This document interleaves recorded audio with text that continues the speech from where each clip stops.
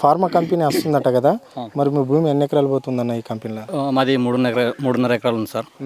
3 ఎకరాలు మొత్తం ఫార్మాకు నోటిఫికేషన్ కదా దాంట్లో ఉంది. మాకు బావి కూడా ఉంది. బావి ద్వారా పంటలు పండిస్తాం సార్. 3 పంటలు పండుతాయి. 3 పంటలు పండుతాయి. ఇక ఇట్లా అనుకోకుండా వచ్చిర్రు. డప్పూరు మల్గి వడ్డీ గ్రామంలో వచ్చిర్రు. అసలు ఎవరితో ఏం మాట్లాడలేదు. డైరెక్ట్ వచ్చిర్రు. ఒకరోజు కలెక్టర్ వచ్చింది. ఇట్లా వచ్చింది, ఆమె ఎవరితో మాట్లాడదు, డైరెక్ట్ వెళ్ళిపోయింది. అప్పటివరకు మాకు ఏం తెలియదు. వచ్చిన కొన్ని రోజులకే నోటిఫికేషన్ వేసారు. నోటిఫికేషన్ కూడా డైరెక్ట్ గ్రామ పంచాయతీ తెచ్చిర్రు. ఎవడు ఇంటెన్షన్ కూడా తెలియదు మాకు. అసలు ఏం రూల్స్ ఉంది? మీ సేకరణ, ప్రజా సేకరణ కూడా ఎలాంటిది లేదు. ప్రజా సేకరణ ప్రజలకు అసలు తెలియదు సార్. నోటిఫికేషన్ పెట్టిర్రు. ఆ రోజు తెలిసింది ఈయన ల్యాండ్ పోతుంది, ఈయనది పోతుందంట, ఫార్మల్ ఈయనది పోతుందంట, ఇంత తెలుస్తున్నది. అసలు భూసేకరణ చట్టం ప్రకారం మన 2013 ప్రకారం ఏముంది? 90% బేకార్ భూమి ఉండాలి, పంటలు పండని ఉండాలి. 10% ఒకవేళ దాని పక్కకు ఉంటే అది కూడా 10% కూడా వాళ్ళు ఒప్పుకుంటేనే తీసుకోవాలి. కానీ ఇక్కడ ఏం జరుగుతుంది సార్? మొత్తం 90% మంచి భూమి ఉంది, 10% బేకార్ భూమి ఉంది. అసలు ఈ మన ఎంఆర్ఓ, ఆర్డీఓ, కలెక్టర్ మీరు చట్టాలు పాటిస్తున్నారా, ఉల్లంఘిస్తున్నారా? మీరు భూసేకరణ చట్టం మీరు అధికారులు మీరు పాటించకపోతే వేరే వాళ్ళు ఎట్లా పాటిస్తారు సార్? ఒక నువ్వు జిల్లా మెజిస్ట్రేట్, కలెక్టరు, అసలు భూమి పంట పండేది ఎంత ఉంది ఫస్ట్ సర్వే చేయి.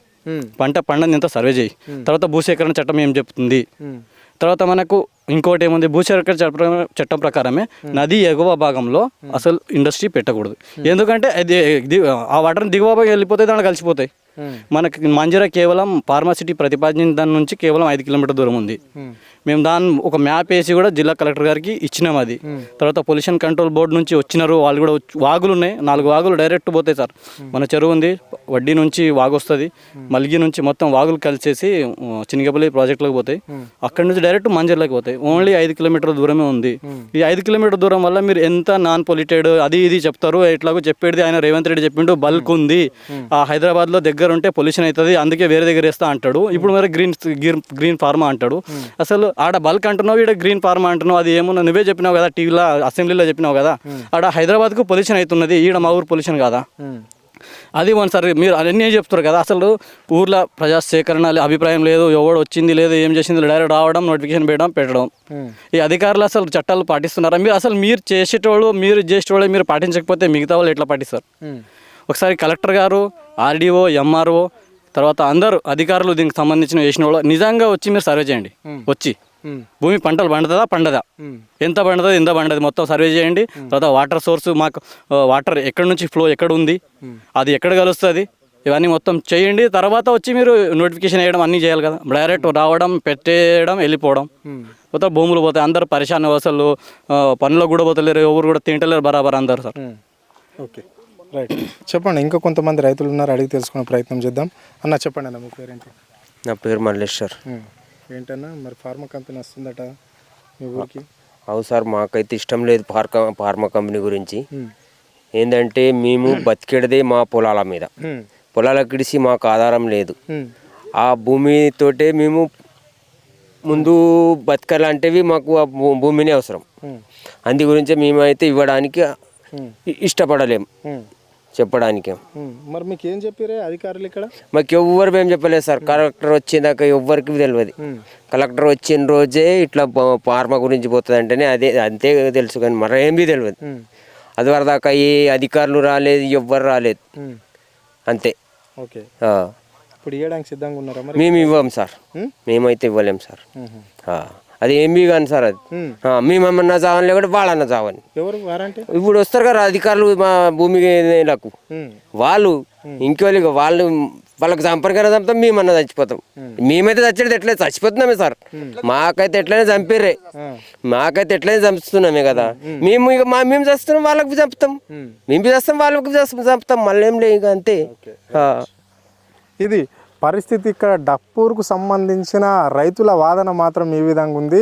అదే పక్కన ఉన్న వడ్డీ మాలిగిడ సంబంధించిన రైతులు కూడా ఇదే తీరుగా చెప్తున్నారు. అంటే సావనైనా చస్తాం కానీ ప్రభుత్వానికి భూమి ఇచ్చే ప్రసక్తే లేదు అని చెప్తున్నారు. అధికారులు ఏదో ఇక్కడ రైతు బంధు కొత్త ప్రభుత్వం వచ్చింది, కొంతమందికి రైతు బంధు కట్ చేస్తున్నాము, కొన్ని ఎకరాలకే రైతు బంధు ఇస్తున్నాం కాబట్టి అంటే సర్వేకి రానిచ్చాం తప్ప కానీ మేము ఇంకో ఉద్దేశంతో కాదు, పంటలు వండే భూమికే రైతు బంధు ఇస్తామంటే ఓకే అనుకున్నాం. కానీ మాకు ఏదో విధంగా ఇక్కడికి వెళ్ళి సర్వే చేసుకొని పోయి ఇక్కడ స్థానికంగా ఉన్న ఎంఆర్ఓ కావచ్చు, ఆర్డీఓ సంబంధించిన అధికారులు, మెజిస్ట్రేట్కి సంబంధించిన కలెక్టర్ కలెక్టర్ కూడా మళ్ళీ మాకు తెలియకుండానే మా గ్రామ పంచాయతీలో ఒక అతికేయడం, అంటే ఇక్కడ నుంచి ఫార్మా కంపెనీ కూడా పడుతుంది అని చెప్పేసి ఒక నోటీస్ని అతికేయడం తప్ప మాకు ఇంకో విషయమే తెలియదు. ఇక్కడ ఉన్న రైతులతో ఎలాంటి చర్చలు జరగలేవు అని చెప్పేసి చెప్పడం జరుగుతుంది. ఇంత మంచి విశాలంగా మా ఊరు చుట్టూ వాటర్ ఉంటాయి, మాకు పక్కనే మాంజిరా నది ఉంటుంది. సో మేము ఇక్కడ ఫార్మా కంపెనీ ఇవ్వడానికి, ఈ భూములు ఇవ్వడానికి ఆ కంపెనీకి అసలు మేము ఇష్టపడతలేము, మాకు సంబంధమే లేని విషయం ఇది. ఇక్కడికి అధికారులు కావచ్చు, రాజకీయ నాయకులు ఎవ్వరు వచ్చినా ఒప్పుకునేది లేదు, ఇచ్చేది లేదు. మేము సావనైనా చేస్తాం కానీ మా భూములు ఇవ్వమని చెప్పేసి ఈ 3 గ్రామాలకు సంబంధించిన రైతులు మనతో చెప్పడం అనేది జరిగింది. అంటే ఆటోమేటిక్ మా భూములు గుంజుకున్నాక మా ఊరికి ఇప్పుడు డప్పూరు ఉన్నది, డప్పూరుకు 2000 చిల్లర భూమి ఉంటుంది, అందులో నుంచి 1400 భూమి ఇక్కడ నుంచి తీసేసుకుంటే మేము ఉండేది ఏంది అని చెప్పేసి వాళ్ళు రైతులు అడగడం జరుగుతుంది. అదే మాలికి సంబంధించి 250 ఎకరాలు పోతుందని చెప్తున్నారు. వడ్డీకి 236 ఎకరాలు, వడ్డీకి సంబంధించి 250 ఎకరాల భూమి పోతుంది. సో మేము ఇవన్నీ భూములు ఇచ్చి మేము ఉండేది ఎక్కడ, చేసేది ఎక్కడ? ఉదాహరణకు చెప్తున్నారు, ఎప్పుడో 50 ఏళ్ళ కింద ఉన్న కంపెనీ అంటే మహేంద్ర కంపెనీ వాళ్ళు ఉదాహరణకు తీసుకుంటున్నారు. పబ్లిక్ చూడండి, అంటే రివల్యూషన్ లేదు పబ్లిక్ దగ్గర అనుకోవడం తప్పు. అంటే వాళ్ళు కనుక్కుంటున్నారు, రైతులు ఎప్పటికెప్పుడు అనుకుంటున్నారు కంపెనీ పడితే ఏం జరుగుతుంది అంటే ఆ కంపెనీ పేరు మీద పేద రైతుల భూములే తీసుకున్నారు. అప్పట్లో కూడా ఆ పేద రైతుల భూములు తీసుకొని వాళ్ళకు ఒక ఉద్యోగం గిడేయలేరు. ఇక్కడ కూడా ఏం చేసేది ఏముంది, ఉద్యోగం ఇచ్చిన అటెండర్ వాచ్మెన్ ఉద్యోగాలు ఇస్తారు, నూకడమే కంపెనీలో తప్పగానే మమ్మల్ని ఆఫీసర్లను చేస్తారా? చేయరు. చేసినా మేము ఇయ్యం. ఇక్కడ భూమి ఇచ్చే ప్రసక్తి లేదు. ఇక్కడ ఫార్మా కంపెనీ వచ్చే విధంగానే మేము చూడడానికి సిద్ధంగా లేము. సో ఇప్పుడు రాష్ట్రంలో తిరుగుబాటు స్టార్ట్ అయింది, చూస్తున్నారు కదా. నిర్మల్లో మొన్న దిల్వాల్పూర్లో ఇక్కడ రైతులు వ్యతిరేకించారు, అక్కడి నుంచి ఇక్కడ ఆ రైతుల్లాగానే మేము చేస్తాము. రామన్నపేటలో సిమెంట్ ఫ్యాక్టరీ వస్తుందంటే అక్కడ వ్యతిరేకించారు. ఇదే ఫార్మా కంపెనీ కొడంగల్లో, లగచర్లలో అంటే సీఎం నియోజకవర్గంలో కూడా లగచర్ల ఏ విధంగా అయితే రైతులు వ్యతిరేకించారో అక్కడ రైతులు వ్యతిరేకించారు తప్ప ఇక్కడ మాత్రం ఇక్కడ వస్తే ప్రాణాలే అర్పిస్తాం. అధికారులు ఎవరు వచ్చినా ఇక్కడ ఈ ఫార్మా కంపెనీ పెట్టించే ప్రసక్తే లేదు అని చెప్పేసి ఇక్కడ రైతులు మాత్రము గట్టిగా చెప్పడం అనేది జరుగుతుంది ప్రభుత్వానికి. అంటే అధికారులకు ఒకటి, వీళ్ళకు ఏదైనా చేయాలనుకుంటే ముందు చెప్పాలి. ఇక్కడ ల్యాండ్ విలువ ఎంత తెలుసా? ఇక్కడ అతి సమీపంగా బిదర్ దగ్గర ఉంటుంది, పక్క రాష్ట్రం కర్ణాటక రాష్ట్రానికి దగ్గర ఉండే ఊళ్ళు ఇవి, బార్డర్కి సంబంధించిన ఊళ్ళు. ఇక్కడ ఒక్కొక్క రైతు దాదాపుగా 80 నుంచి ₹1 కోటి విలువ చేసే భూమి. మీరు ఇచ్చేది ఎంత? 15 లక్షల ప్రభుత్వం వాల్యూ. అంటే భూసేకరణ చట్టం తెలియదా? కాంగ్రెస్ ప్రభుత్వమే కదా చేసింది. అందులో ఆ చట్టం ప్రకారం ఇవ్వండి. అంటే ఇక్కడ 90% గైరాన్ భూమి అంటే బంజర్ భూమి, లవణ్య పట్టలు అంటే అప్పుడు ఏదో పాడుపడ్డ భూములల్లో కంపెనీలు వేయాలని రూల్. సో ఇక్కడ పట్టదారుల భూములు తీసుకొని కంపెనీలు వేయడం ఏంటి అని చెప్పేసి ఇక్కడ రైతులు ఆవేదన వ్యక్తం చేస్తున్నారు. ఒకసారి ఈ రైతులను పరిగణలోకి తీసుకోండి. అంటే ఇక్కడ ఇచ్చేది బల్లులు లేకుంటే తొండలో గుడ్లు పెట్టని భూమి కాదు. సస్యశ్యామలంగా ప్రశాంతంగా పంటలు పండించుకుంటున్నారు. సంవత్సరానికి 3 పంటలు తీస్తున్న రైతులు ఇక్కడ కూరగాయల పంటలు పండుతున్నాయి, చిరుధాన్యాల పంటలు పండుతున్నాయి, వాణిజ్య పంటలు ఇక్కడ ఇక్కడనే పండుతున్నాయి. చూస్తున్నాం పత్తి పంట ఇక్కడ. ఇలాంటి పంటలు పండే భూమిని ఎందుకు తీసుకుంటారు అంటే మా ఊరు చుట్టూ కొండలు ఉండేటప్పటికైనా కొండలు ఉంటాయి, ఏ ఊళ్ళని ఉంటాయి. కొండల భూమి ఎంత ఉంటుంది? మా అంటే 200-300 ఎకరాల భూమి ఉండొచ్చు కొండలకు సంబంధించి. మిగతా భూమి అంతా సాగు భూమే కదా. మా గోడినాలి ఇలాంటి ప్రభుత్వాన్ని మేము ఎన్నుకున్నామా అని చెప్పేసి అంటున్నారు. ఇప్పుడు ఒక అన్న చెప్పిండు, రేవంత్ రెడ్డి గెలిచిండంటే కాంగ్రెస్ పార్టీ అధికారంలోకి వచ్చిందంటే ₹1,00,000 పెట్టి నేను భరత్ దిశ అంటే పండుగ చేసినాము ఈ ఊళ్ళో మేము. అంటే కాంగ్రెస్ ప్రభుత్వం మా అధికారంలోకి వచ్చింది, రైతుల ప్రభుత్వం అంటుంది, రైతు భరోసా ఇస్తుంది, రైతు బంధువు పైసలు ఇస్తుంది, రైతు బీమా ఇస్తుంది. అంటే మీరు వెనక్కోని హామీలు అంటే రైతులను నమ్మించి అంటే బోనస్ ఇస్తామని ఇలాంటివి నమ్మించడం వల్ల వాళ్ళు పండుగ చేసుకున్నారంటే ఈ ఊళ్ళో. ఇదే పండుగ చేసుకున్న రైతులే ఈరోజు మీ ప్రభుత్వాన్ని తిట్టే పరిస్థితి వస్తుంది. ఒక్కసారి ఆలోచన చేయాలి ప్రభుత్వం కూడా.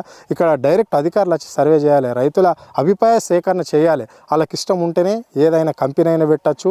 అంటే ఇష్టం లేకపోతే ఇల్లు కట్టే అధికారం కూడా లేదు రైతుకి. ఇష్టం లేకపోతే అలాంటి భూమిని రైతు తాతల ముత్తాతల నుంచి వస్తున్న భూమి ఇది పట్ట భూములు కాబట్టి వాళ్ళు ఏ విధంగా ఇస్తారు అంటే మీరు ఇచ్చే పైసలు కకృతి పడిస్తారా? ఇయ్యరు కదా రైతులు. మేము ఇయ్యము అని చెప్పేసి వాళ్ళు రైతులు గట్టిగా చెప్తున్నారు. సో ఇలాంటి రైతులను ఇబ్బంది పెట్టద్దు ఏ ప్రభుత్వమైనా. ఆ ప్రభుత్వానికి మంచి రోజులు కావు అని చెప్పేసి వాళ్ళు చెప్తున్నారు. ఏడికైనా సరే లగచర్ల ఏ విధంగా అయితే జరిగిందో అంతకంటే ఘోరంగా ఇక్కడ వస్తే సీఎం వస్తాడా, మంత్రులు వస్తాయి. ఇప్పుడు దామోదర్ పేరు కూడా ఒక ఆయన చెప్పాడు, అంతను ఇంత చదువుకున్న వాళ్ళు కూడా ఉంటారు రైతులల్లో, ఆలోచన చేయండి. వాళ్ళకి ఎవరు చెప్పిన మాట కాదు. అంటే కిడ్నీ వాపులు అంటే అనారోగ్య రోగాలతోటి ఫార్మా కంపెనీ వస్తే కొన్ని కిలోమీటర్ల దాకా ఇబ్బంది పడవలసి వస్తుందని చెప్తున్నారు. వాళ్ళు లింకులు పెట్టి మాట్లాడడం జరిగింది. జైరాబాద్ విషయం చెప్తున్నారు, నేల్కల్ విషయం చెప్తున్నారు. ఇప్పుడు అంటే మేము బార్డర్లో ఉన్నాం కదా, కర్ణాటక బార్డర్లో ఉన్నాం, ఇక్కడ అడిగే వాళ్ళు లేరా అనుకొని మా మీద పడ్డరా?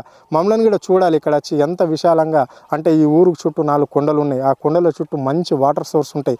అంటే ఎక్కడ కూడా ఎప్పుడు 3 కాలాలు కూడా ఆనకాలం, చలికాలం, ఎండాకాలం 3 కాలాలు మేము పంటలు తీస్తాం ఇక్కడ. సో మాకు ఎలాంటి ఇబ్బంది లేదు. నువ్వు ఇచ్చే పథకం అవసరం లేదంటూరాలు.